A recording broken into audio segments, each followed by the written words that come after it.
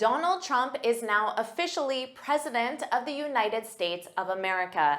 Today, we'll review a news article that discusses his inauguration to help you improve all areas of your English. Welcome back to JForrest English. Of course, I'm Jennifer. Now let's get started. Our headline, Trump to be officially sworn in as president at noon. Let's review this use of to be. This is used as shorthand for Trump will be officially sworn in. So it's used as shorthand to indicate a future action. This is commonly done in headlines. Let's review this example. The movie to be released on Friday. So this is in the future. On Friday is in the future. So using to be released, you could also say the movie that will be released on Friday, and then the rest of your sentence had a budget of $350 million. And notice here this double preposition because you're sworn in belongs to sworn, to be sworn in, and you're sworn in as something. So as plus the title, the official title, sworn in as president. Now, this is the action of him being sworn in. This was his last inauguration because remember, this is in the future. So at the time of this recording, the inauguration has not taken place. And notice we have at noon. Because in North America time, we use 12-hour time, it's common to use at noon to avoid the confusion between 12 a.m., which is midnight, and p.m., which is noon. You can say, let's meet at noon, which is 12 p.m., or you can say, let's meet at midnight, which is 12 a.m. So if you're a night owl, maybe you would say this, I'll be in bed. But if you're a night owl, maybe you would say that. Don't worry about taking notes because I summarize everything in a free lesson PDF. You can find the link in the description. Let's continue with the article. President-elect Donald Trump will be sworn into the White House. Now, notice here we have into the White House because they're not specifying his job title, which is why we don't have as. You could say sworn into the White House as president if you wanted. However, that's not needed because it's obvious based on context. And notice now that we're in the article, they're using the standard form, the future simple. Will be sworn, the third form of the verb to swear, sworn, to be sworn, sworn in as, into the White House as president, and then the date on Inauguration Day, which takes place on January 20th. January 20th. So when you vocalize this, you add the ordinal number, the TH, 20th. So an unvoiced TH. January 20th, 2025. For his second term. Now, this part is flexible. You could put it after the time reference as well on January 20th, 2025 for his second term, or you can have it right here. The timeline for these events typically kicks off at 6 a.m. So the phrasal verb to kick off talks about the official start of something. You could say the party kicks off at midnight. For all the night owls, that's the time the party officially starts, kicks off. Or you could say the parade kicked off yesterday at noon. Now, of course, your verb kick, so you need to conjugate it. Here we have it in the present simple, conjugated with the party, it. Here we have it in the past simple with our past simple reference, yesterday at noon. And notice here, you have the timeline for these events, but this has an S on it. So don't forget that your subject is actually the timeline, which is singular. For these events just tells you more information about the timeline, but the subject of the sentence is it, the timeline. It kicks off at 6 a.m. Let's review some common synonyms to typically, usually, commonly, customarily, ordinarily. Typically kicks off at 6 a.m. with security screening. So this with represents how it kicks off. It kicks off with security screening. How would the party kick off? The party kicks off at midnight with maybe with music, with fireworks. The parade kicked off yesterday at noon with, again, with activities. I'm thinking more for children. So activities, games, maybe with games, that's how it kicked off. So in this case, with security screening. And then followed by, so that's saying the next thing that happens, followed by musical performances around 9:30 a.m. So around means it isn't precise. It might be a little bit before or a little bit after. And opening remarks at 11:30 a.m. So it sounds like this will be precisely at 11:30 a.m. because they didn't say around. Now notice here with around, it doesn't say around at 9:30 a.m. So when you have around or approximately, you don't need at. But with precisely, you would need at. And opening remarks at precisely is flexible. You can have it before at precisely 11:30 a.m. or you can have it after at 11:30 a.m. precisely. Are you enjoying this lesson? If you are, then I want to tell you about the Finally Fluent Academy. This is my premium training program where we study native English speakers from TV, movies, YouTube, and the news so you can improve your listening skills of fast English, expand your vocabulary with natural expressions, and learn advanced grammar easily. Plus, you'll have me as your personal coach. You can look in the description for the link to learn more, or you can go to my website and click on Finally Fluent Academy. Now let's continue with our lesson. Tickets to the ceremony are free. Now let's look at this to the ceremony because the ceremony is a something, and we generally use for plus a noun, a something. But what's going on here is this to is actually tickets to attend the ceremony, but attend is dropped because it's assumed. You can understand it, or at least a native can understand it without stating it. So tickets to attend the ceremony. This to focuses more on the action of participating, attending, whereas if you have for, it just focuses more on the possession of the ticket, which is why to is the preferred choice. Tickets to the ceremony are free and in high demand. So if something is in high demand, don't forget this preposition is mandatory. To be in high demand means that there is a high demand. Many people want them. So it's very commonly used. We often use this just to describe a person. You can say she's in high demand. Well, this means many people want her. Now you can specify the purpose. Well, for what purpose? She's in high demand as a speaker. She's constantly booked. It's really difficult to book her because she's in high demand. So remember, it's to be. So here I have she is in high demand. And then you could provide the context here as a speaker.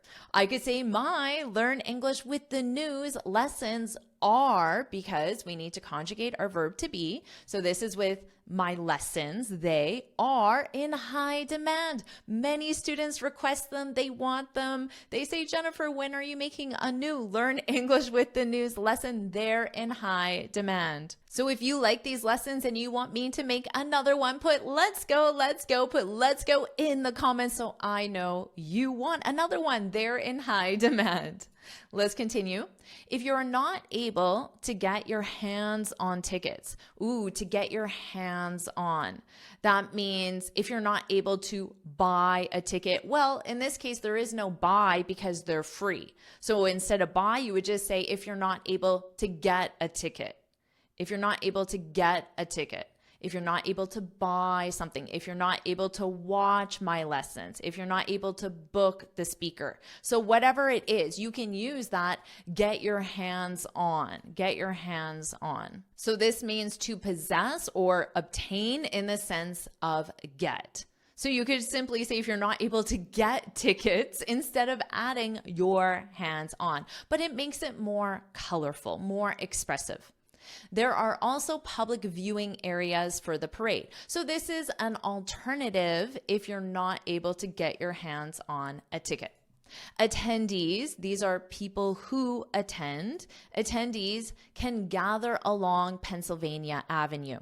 Okay, let's review this preposition along. So Pennsylvania Avenue, let's just imagine it's this straight line here. Along means all the people are going with that straight line. Now, if the line was curved for Pennsylvania Avenue, they would follow that pattern.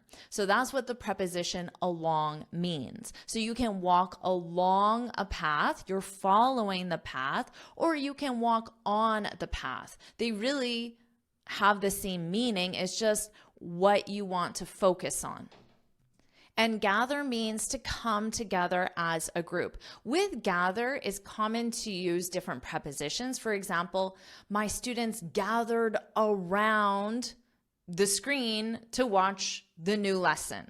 Or everyone gathered in front of the stage to watch the inauguration. So you can change the preposition, but gather means to come together as a group.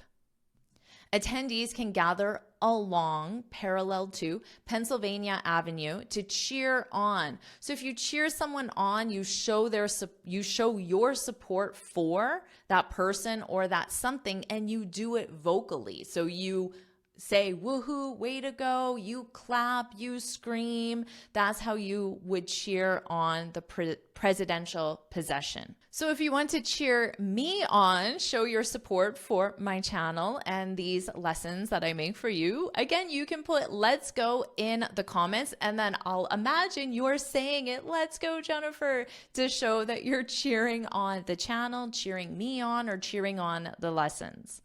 So they cheer on the presidential procession. That is just the people, the cars, the objects going up the street or in a line like a parade, the procession and inaugural parade, as it makes its way from the U.S. Capitol to the White House. So here, if something makes its way from one location to another, is just talking about traveling. So you could say as it travels from the U.S. Capitol to the White House. Again, just like to get your hands on, you could simply say to get tickets. So why would you add additional words? It just adds color, it adds interest, and native speakers really like using phrasal verbs, idioms, and expressions. And that's the only reason why. Here are two examples using this idiom because it's very commonly used. I need to make my way from check-in to the gate in only 10 minutes. So where am I in this example? I'm at the airport because there's a check-in, the area where you check in. That's my starting destination. And my final destination is the gate where the plane takes off. And often there's a really big distance between the two. And I have to do that in only 10 minutes. Or you could simply say, let's make our way to the conference room.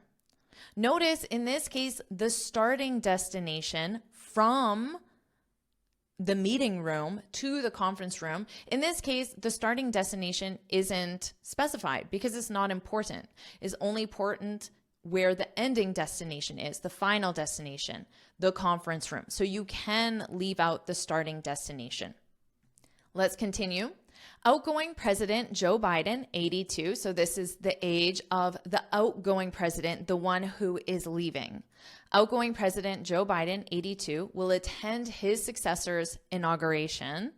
So a successor is the person taking the position. So of course, that's Donald Trump.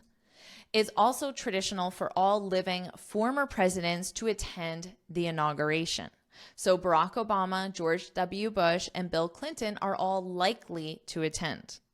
Now, this use of likely is important because it means that it's not guaranteed. Likely is about 80%. So it's more possible than not, but it's still not guaranteed.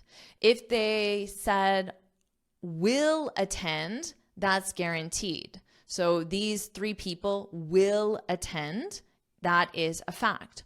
Are likely to attend is 80%. So 20% chance they won't attend.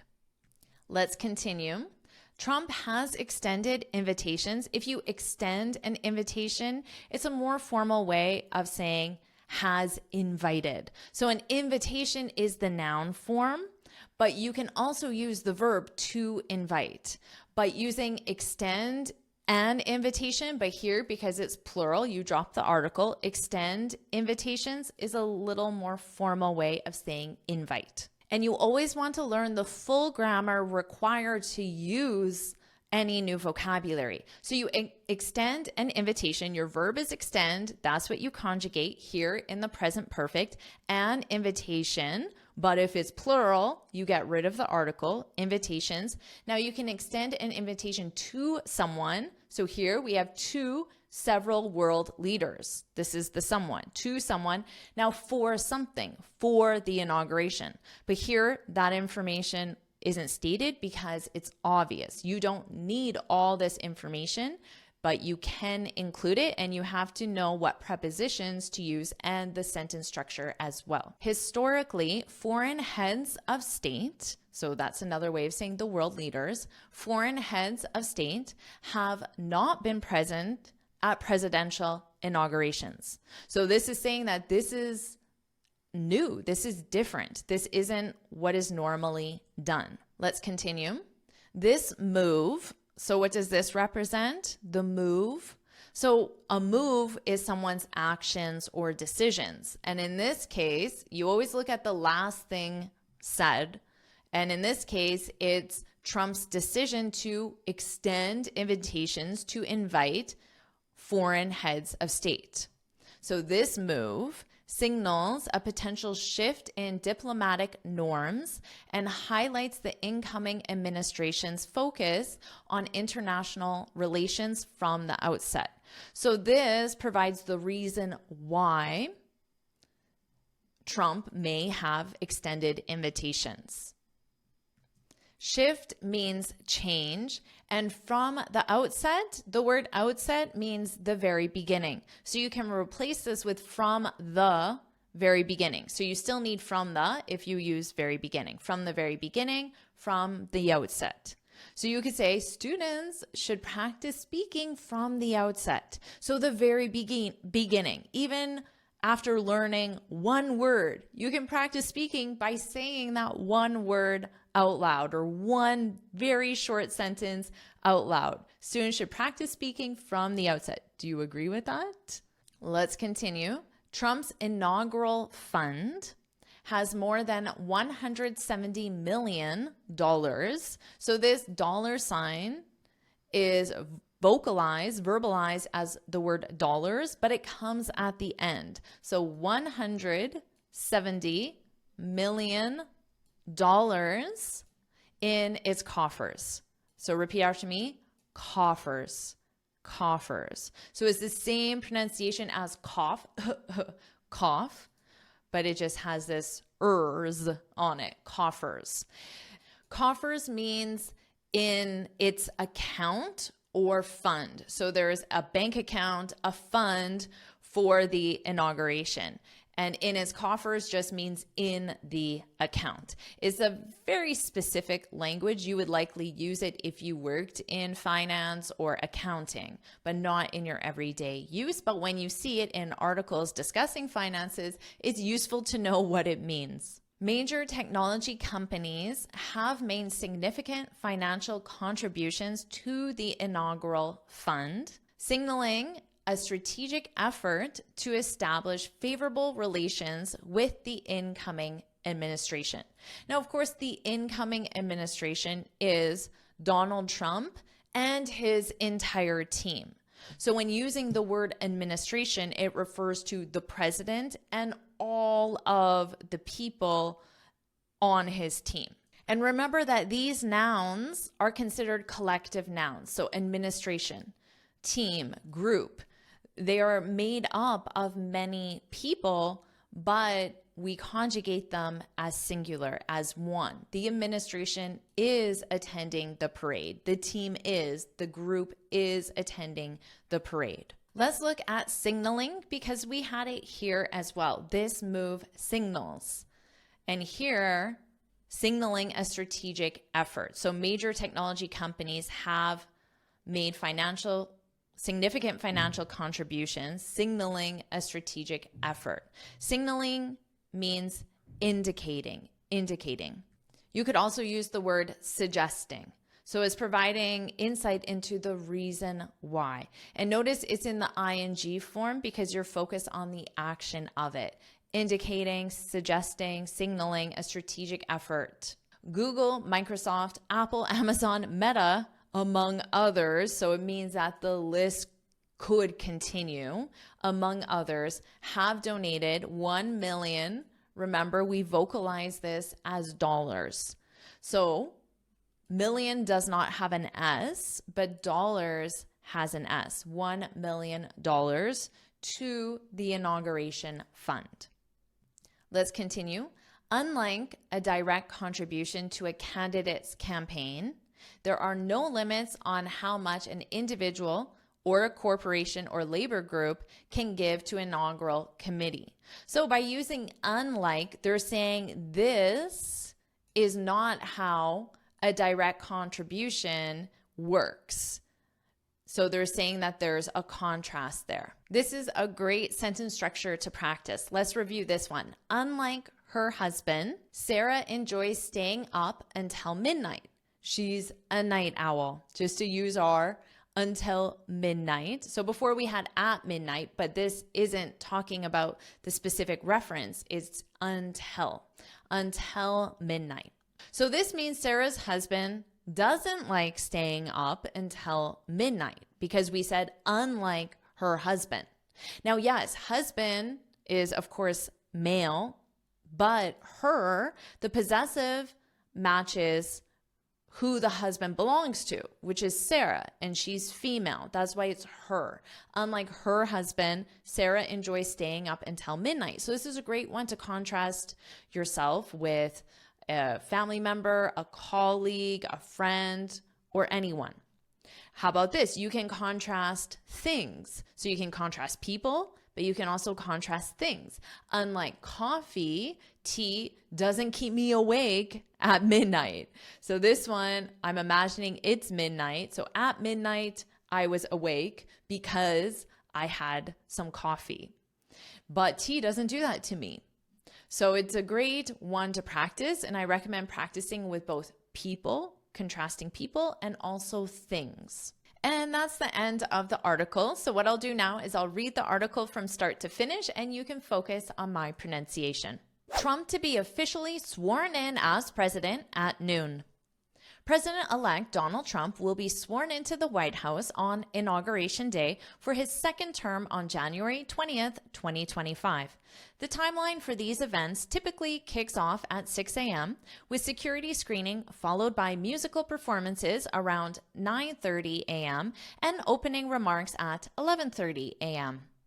Tickets to the ceremony are free and in high demand. If you are not able to get your hands on tickets, there are also public viewing areas for the parade. Attendees can gather along Pennsylvania Avenue to cheer on the presidential procession and inaugural parade as it makes its way from the U.S. Capitol to the White House. Outgoing President Joe Biden, 82, will attend his successor's inauguration. It's also traditional for all living former presidents to attend the inauguration, so Barack Obama, George W. Bush, and Bill Clinton are all likely to attend. Trump has extended invitations to several world leaders. Historically, foreign heads of state have not been present at presidential inaugurations. This move signals a potential shift in diplomatic norms and highlights the incoming administration's focus on internal relations from the outset. Trump's inaugural fund has more than $170 million in its coffers. Major technology companies have made significant financial contributions to the inaugural fund, signaling a strategic effort to establish favorable relations with the incoming administration. Google, Microsoft, Apple, Amazon, Meta, among others, have donated $1 million to the inauguration fund.